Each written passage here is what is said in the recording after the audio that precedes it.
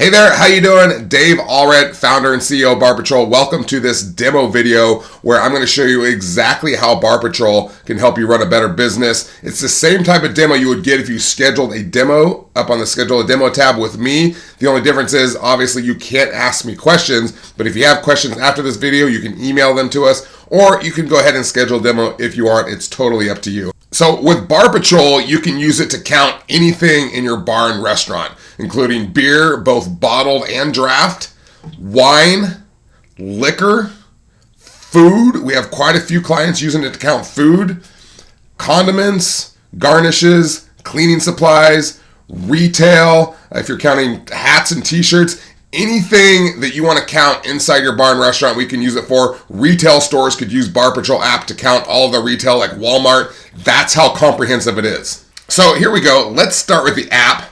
I'm going to move it over here because I like to be on this side for whatever reason.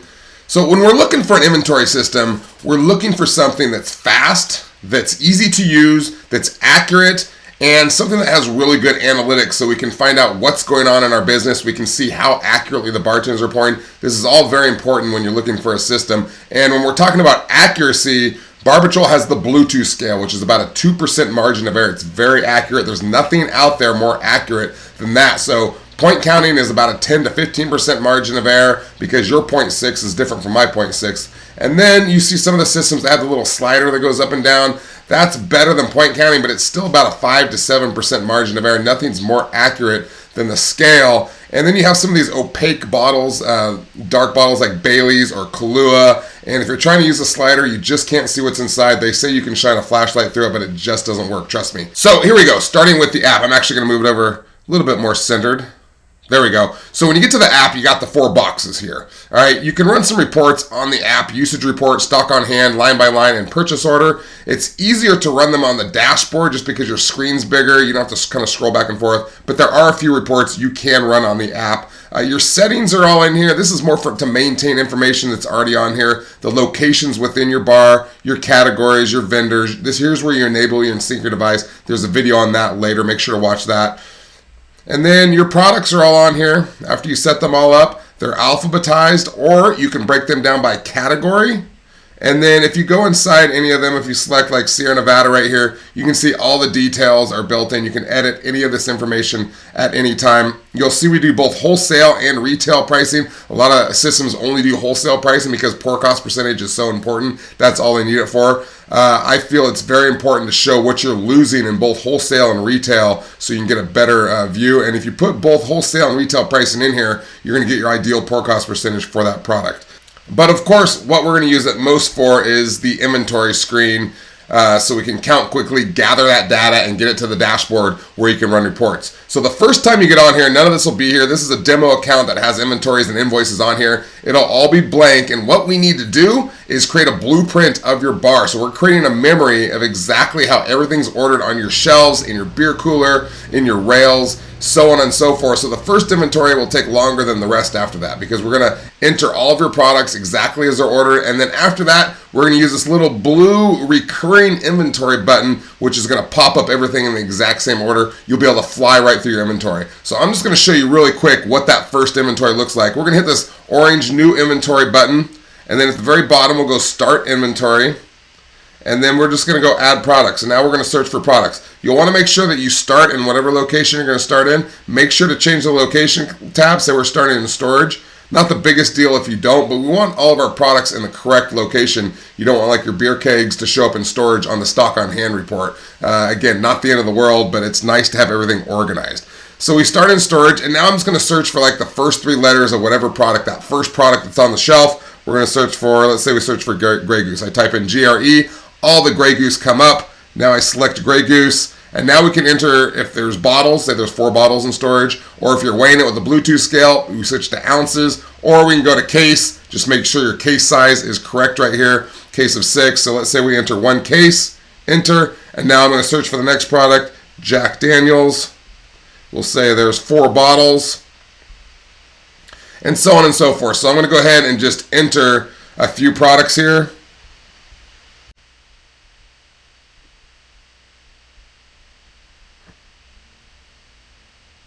And then you'll just want to make sure when you physically walk to the next location or area in your bar that you switch it up here. So we're done in storage. We're going to go to the beer and wine cooler. And now we're going to search for Coors Light. There's Coors Light keg. So we can enter keg, or by the pound. You can actually weigh your kegs. So let's say there's 2 kegs. And then we'll search for one more, Blue Moon. And then I'm just going to enter a few more products here.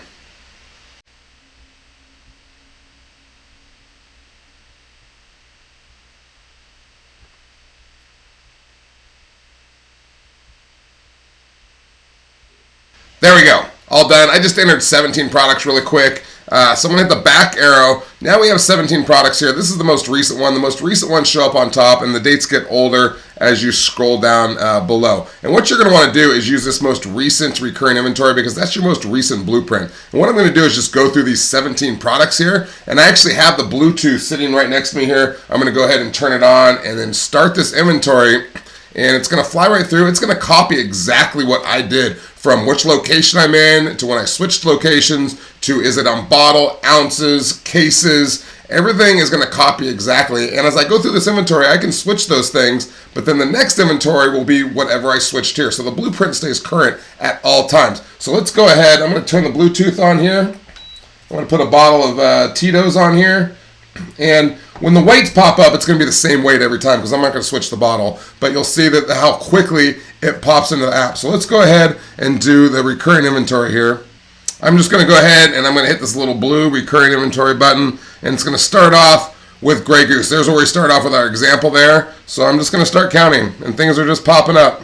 And you'll see it'll switch to ounces. One of these is weighed here pretty soon. And you'll see how the Bluetooth kicks in here. And you can see I'm just counting stuff. We're in the beer and wine cooler now. And we're just counting bottles, and we're just entering, and everything's popping up in order. There's the Bluetooth. You can see 44.3. The bottle's on there. It just picks it up really quickly. Next one puts on there. It automatically goes right into the box. It's super fast. It's super accurate. Very fun. And you can see how much faster we're going through our inventory here. Again, I don't use scanners, because you have to turn the bottle around the whole time. You have to look for it, search for it. Nope, we're just popping up in order. We don't need a scanner. It's a lot faster. When we're done, it'll just exit just like that. It'll show you you're done. And then we just hit this little back arrow, and we hit this little syncing refresh symbol right here, and that just sends all the data to the online dashboard immediately. So now all that data is on the online dashboard, and we're going to head there in just a minute. Last thing I'm going to show you on Bar Patrol app here, we have a couple cool little features to help keep your blueprint current in case you want to insert something into the order on your shelves or remove it. We have a couple cool features. So I'm going to show you here. I'm going to hit this recurring inventory button one more time, and we're just going to start inventory over. Let's pretend it's next week. We've started off here with Grey Goose, and whoops, let's resume this.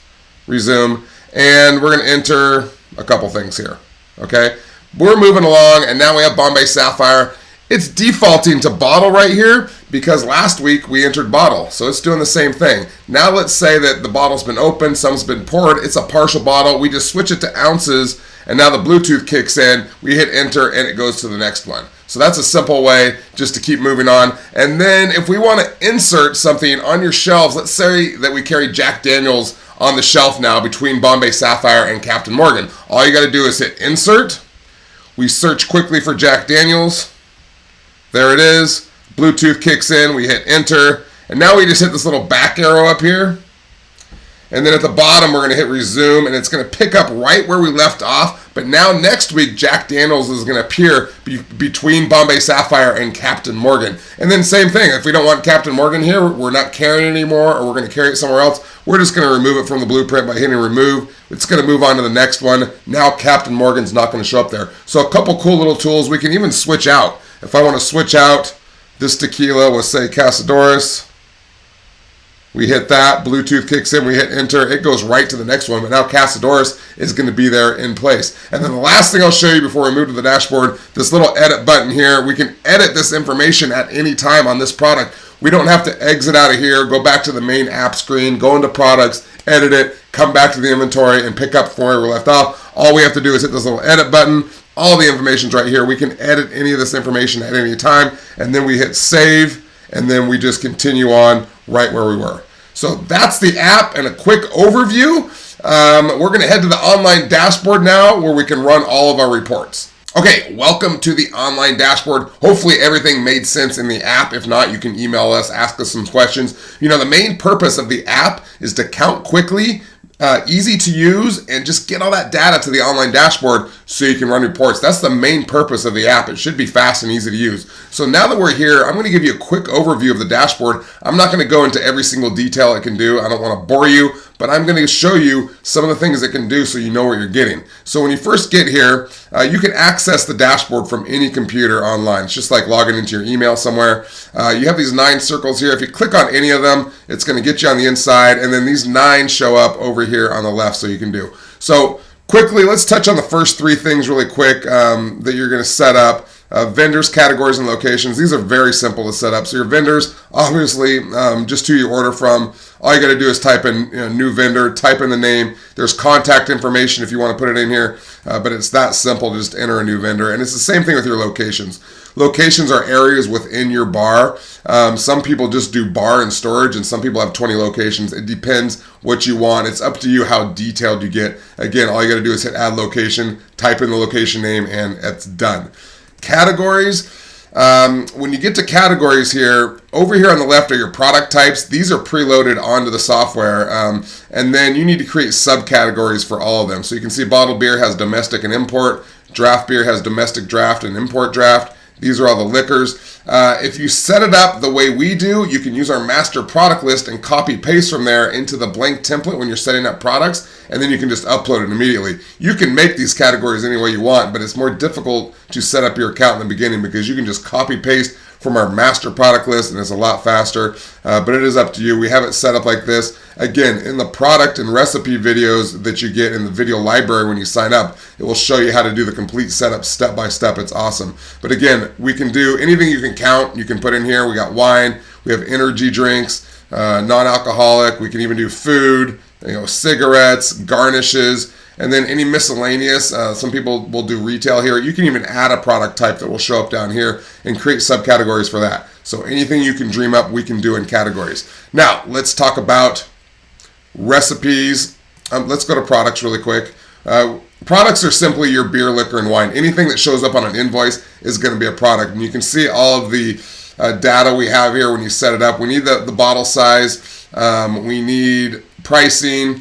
We need, how much is in the case, what kind of container it? Is it a bottle? Is it a keg? And then you can do full and empty bottle weights. We have a master tear weight list of about 3,000 products on here, and they have the different bottle sizes, the full and empty weights, and you can copy paste directly from this master product list. Usually covers about 85% of most bars' products, and for anything that's not on this master product list that you carry, we have a simple formula. You just weigh a brand new bottle, subtract the liquid weight to get the empty weight, and then you can add those really quickly too. So that's products. Recipes. In order to track what your bartenders are pouring, you need to have your recipes set up. You don't need to set up your recipes in order to start counting your inventory. You can start counting inventory immediately if you get your categories, locations, and vendors set up and your products, and then you can just start counting. You can't run a variance report anyway until you have at least 2 inventories, which you'll need your recipes for. A recipe is defined as any button in your POS system. So this is a sales data report from an Aloha system right here. Exported into Excel, and you can see every button has its own POS ID number. Not all POS systems have an ID number for each item, but that doesn't matter. We can upload it by sales name and it will recognize the name. But you can see each of these is defined as a recipe. Like a Moscow Mule might get 2 ounces of absolute vodka, and we'll define that in the recipes. There's 27 sold, so we know that the bartender should have poured 54 ounces based on the definition of this recipe. So we're going to go through with each of these numbers in recipes, or you are, and you're going to define how much is poured. So some of them are like individual liquors like Tito's. That might get 1.5 ounces. So this number is defined as 1.5 ounces. And then we have other things like Long Island's that get multiple ingredients, and you'll define, that'll have its own number. Is there a Long Island in here? I don't know. It will have its own number, and we'll define exactly what that gets. So your recipes are a mirror image of your sales data. And again, we have ways to upload your products and recipes and copy paste a lot of that information so you can upload it and not have to enter all of them individually. It's a lot faster, a lot easier. Again, we have videos for how to do that. I'm not going to show you how to do that here. Just know that we're able to do that. And then let's go into the back end of a recipe so you can kind of see how it works. Let's look up a Cosmo.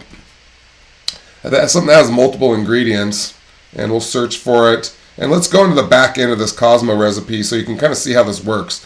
So you can see that all the information, the ID numbers here. We need to choose a chief product. So, it gets vodka in there. Triple Sec is kind of the supplement product. So we choose that, and then we define the recipes over here. It gets 1.5 ounces of Absolute in this example, a 1/2 ounce of Triple Sec, and then in this example, they account for the cranberry juice that goes in and the lime. It gets a 1/2 lime in here, and all these are priced. The wholesale prices are in your products, so that we know the exact cost of a Cosmo. You should be doing this. You can just do your alcohol if you want to track how your bartenders are pouring. You don't have to put all this in here. But at some point, if you really want to get detailed and know what a Cosmo is costing you, you need to put all of this in here. And again, we have item costing built here, so you can mess around with this pricing and price your Cosmo, and it will tell you what your total cost is, what your cost percentage is, and what your total profit is. So you can mess around with this price. It will change here and show you everything there. So that's the back end of an individual recipe. You can see how detailed it is. And this defines what the bartender should be pouring. And then based on your inventory counts, you'll see what they're actually pouring based on the usage. And then in the variance report, you can see that difference. I'm going to show you that report in just a minute here. But first, let's start with the reports at the top here. Let's start with the stock on hand report. It's exactly what it sounds like. It shows you exactly what you have on hand. So these are all your inventory dates here. Just select a date, hit run stock on hand report, and it's going to show you what you counted, what you have on hand, if anything was invoiced during the week, and your total value over here. This is good to have if you don't have your PARs set up yet. You can see what you have on hand and kind of eyeball it and do your ordering. Once you get your PARs set up, we have an order report which will tell you exactly how much you need to order. I'm going to show you that in just a minute. You can also group this report by location. So if your inventory counts seem kind of off or weird, you don't have to go back and count every single thing in your bar. You can break it down by location over here. Bar 1, bar 2, middle rail, right rail. Maybe Grey Goose looked off and maybe it says 33 right here. You actually put in 33 instead of 0.33. You can spot this stuff right here instead of going back and recounting everything. And then if you take the highlight off and run it again, it just adds everything all up together. We do have a usage report on here. Just choose 2 inventory dates.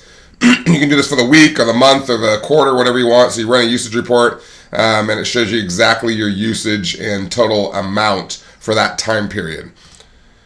Invoice report, this is basically your cost of goods sold. It's going to show you how much you spent over a time period. Again, this is for 2 weeks. You can do it by individual vendor. If you just go to the top one, it shows all your vendors here, exactly what product was ordered, how much was invoiced, the date you ordered it, the total cost. At the bottom here, you have your total expenditures for that time period. So it's basically your cost of goods sold. In order to have this report, you need to make sure you enter your invoices, which are done right here. Sit down the day your invoices come in with your sheets. Just enter a new invoice for every one. You just hit new invoice. It defaults to today's date. You choose your vendor. This is optional, but you can put how much you paid for that invoice amount, your invoice number, and then you're just going to hit add products, quickly search for the products, just like we did in the app. Grey Goose, case or a bottle. You can put it in any location you want. We'll put 1, and then immediately a wholesale and retail value pop up right there. And then we just keep hitting add products for every product that's on that sheet until you're done. Take you 5-10 minutes at the most during the week. And then you just hit done. When you're done, submit. Now your invoices are accounted for, so you can go run that invoice report. You also need your invoices done to account for your usage report, your variance report. Otherwise, it's going to look like you have a big surplus, so make sure to enter your invoices. Now let's let's do the purchase order really quick. The variance report's kind of the big daddy. That's the one that's going to show you everything that's going on. But once you have your PARs set up, your PARs and your reorder points for each product, you don't need to do anything. Do your inventory count and then just choose the date and run a report. It's going to tell you what you need to order. It's going to break it down by vendor and product within each vendor, and it'll show you over here the suggested order, and you can just call or text it in, whatever you normally do to order. And you can see here by this example, Altamont Hella Hoppy draft beer. The par is 4. They keep it at 4 kegs. The reorder point is 2. So anytime the count goes below 2, your inventory count, it's going to trigger the software to tell you to order enough to get back above par. So in this case, they had 1.43 on hand. So the suggested order is 3 kegs to get back above par. And then make sure when you set up your products, you'll have the order by the option here. Keg, case, if you're doing like bottled beer or wine or liquor in large volumes, or by the bottle if you're entering, if you're just ordering by just a few bottles at a time. All right, let's do the last report and then we're done. The variance report. In order to get your variance report, like I said, you have to have your recipes set up, and then you'll need to upload that sales data sheet we showed earlier. We need to export your sales data from your POS into an Excel spreadsheet. 90 or 95% of POS systems can do this. If you don't know how to do it, just ask your POS person. They should be able to tell you. If they don't tell you, tell them you're switching companies. They'll help you right away. So in the POS section over here, we're just going to go to Upload PMix. Here, you're just going to line the columns up of everything we need, the number, the name, how many were sold, and the total dollar amount. This is aligned with your Excel spreadsheet.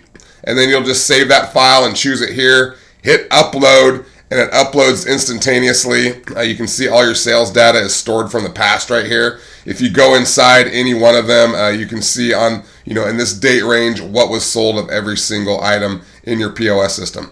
So once we have that uploaded, we can go run a variance report. Now we can see this is where the rubber meets the road. We can see exactly how your bartenders are pouring. So you'll choose inventory dates that align with your sales data, run the variance report, and now we have these 4 tabs up here. We have a usage report right on the variance report as well. But we also have one over here like I showed you. And then we have the POS data that you just uploaded, but now it's broken down by category, so you have this handy. You can kind of see exactly what you sold over here. These 2 tabs you'll use the most. This is the variance overview. This is going to show you by category exactly how much was sold in sales. And then, like I said, we do both wholesale and retail. So this is going to show you how much was rung in by the bartenders wholesale, how much was actually poured by them in wholesale, and then their losses at wholesale.